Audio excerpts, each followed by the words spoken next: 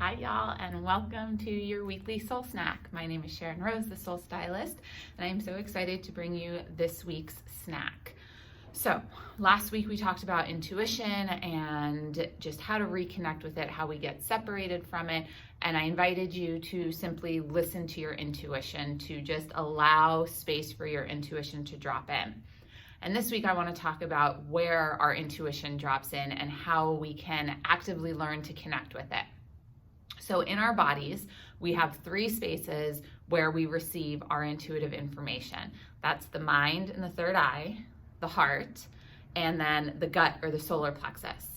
And so each of these hold value when we're connecting to our intuition, and it's understanding how to connect with them and when to connect with them that really allows us to deepen our ability to use our intuition to help us live a life of wellness. And so we'll start with the solar plexus and the gut. So if you've ever felt, I have butterflies in my stomach, or your stomach drops, or you receive some kind of like that tingling feeling that's in your solar plexus or gut area, that's your intuition speaking to you. Our intuition does speak to us through feelings. And so right in that area, the solar plexus, the gut area, there's a big bundle of nerves. Okay, and those big bundle of nerves are what gets activated when we intuitively pick up on the energy around us, or not even around us, but that could be sent from us from other places. We hear about people who they think about someone on the other side and all of a sudden their phone call rings or something like that, right? So we are able to pick up energies from further away. And so when you get those feelings in your gut area, it usually has a very prominent association with feeling, because it's those nerves that are getting activated. And so this is a lot of times maybe you're like, yeah, that's me, this is where I get it from. Maybe you're like, oh, that happens every once in a while. And either way, it's one of the centers. So remember, there's three centers, so that's just one of them.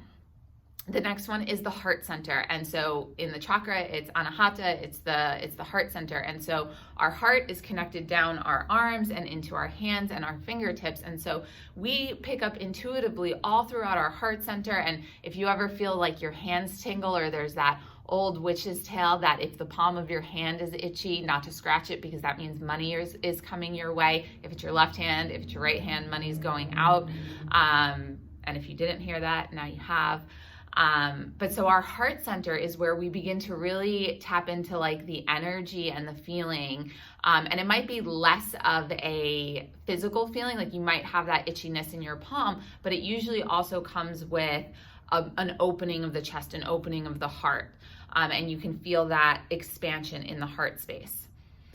And then the third place is our mind and our head. And so we can often foresee things when our third eye is awakened and open, or even when it's not, who knows, right? Like we have a third eye, we have this ability to envision, to receive visions, to work with different energies so that we can predict and plan for that prediction, et cetera, which we'll get into more later. But I just want to, for the moment, focus on the mind and the head, recognizing that this is where we begin to see things. And when our intuition drops into our head, it often just comes in like a knowing, like you know this thing is going to happen, or this person is going to call or ask you for something, or something to that effect.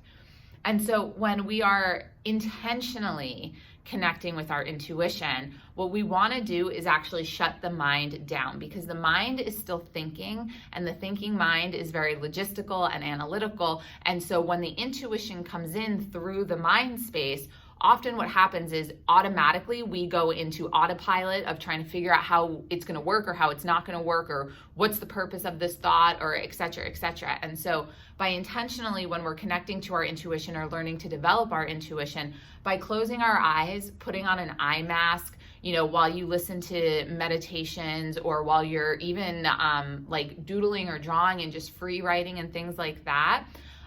You can type with a blindfold on so that you can shut down the thinking mind. Yes, you will have typos, but that's what editing is for, right? And so, or if you're anything you can do, laying in bed meditating, or sitting up in bed, meditating, you can put on a blindfold, and that's going to shut down your thinking mind. And what that does is it sends all of the energy of the thinking mind down into the body. So it also helps you become more embodied, because it sends your awareness, your inner awareness, down to the heart, to the solar plexus, as well as all the other areas of the body. And so you can go more inward. By cutting off the access to light, the brain and the eyes aren't receiving all of that information from the light that we normally do. So you can shut it down. It tells the mind it's time to relax. It tells the mind it's time to just calm down and go inside a little bit. And so again, when you're connecting to your intuition, by simply taking a breath, closing the eyes, and then maybe you take your left hand to your heart and your right hand to your solar plexus, and you can take a couple of deep breaths and just connect and feel. Bring your awareness to the back of your right hand to connect with your solar plexus or gut. Bring your awareness to the palm of the left hand, connecting with your heart. And just notice what it feels like. You don't have to do anything. Just be. And notice what happens in the mind. Notice what happens to your thoughts.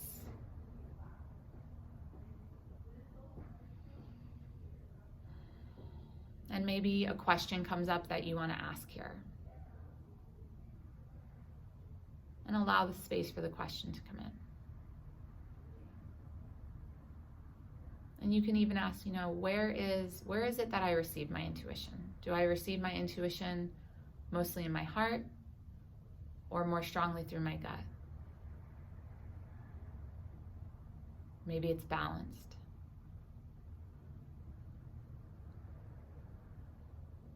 What's important is that you take the time to connect with yourself to see, where do you receive it? Because if you can understand that and take time to be with this space for yourself, when you do get those intuitive hits out in the world, as you're moving through your day-to-day, you'll recognize what it feels like. And so you won't question it as much because you'll know, oh, that's the intuition, right? And when you're out in the world, of course, maybe you can't close your eyes all the time, but if you have the opportunity before you go into the office or before, or when you're in the car with your kids and you're about to drop them off at school or whatever it is that you're doing, before you go take your baby out of the crib, you just take a moment for yourself to connect to that space and start to identify with yourself where your intuition most strongly comes through. Because it is a feeling. It's a feeling, a really strong feeling in the gut, perhaps a more subtle feeling, but a bigger sensation of the heart opening. Maybe it's the thinking mind where you just know things and can see it. And what's really wonderful is that I'm a heart person, so I receive my heart when my intuition is kicking in and there's something, my heart this is where all the energy goes. What happens is if you practice this and you allow the mind to settle, is you can allow the feeling intuition to become what guides you, and then you use your mind and your mental intuition to decide and make the choices to analyze and look at what are all the possibilities. Now that I know I feel this way, that's a possibility. Maybe I go to that direction rather than just acting on any one thing. You now have the time and the space within yourself to have more choice and freedom of how you're going to act next. And that's how you can bring in that thinking mind, the planning, the logistical, that is the intuitive mind, right? So it's an integration of the feeling and the understanding of the heart, and then the logistical part of the mind, looking at all the prospects and possibilities that your intuition has brought to you. And sometimes the intuition is so quick you act on it like this, and other times, depending on how big of the decision you're making or the situation at hand, the circumstance, it may take a little bit longer. But either way, these are the 3 spaces of knowing. So my invitation this week is to sit with them, to be with them, and to practice them, and allow yourself to connect with your intuition in an embodied way. So be well and blessed. All my love. I'll see you next week.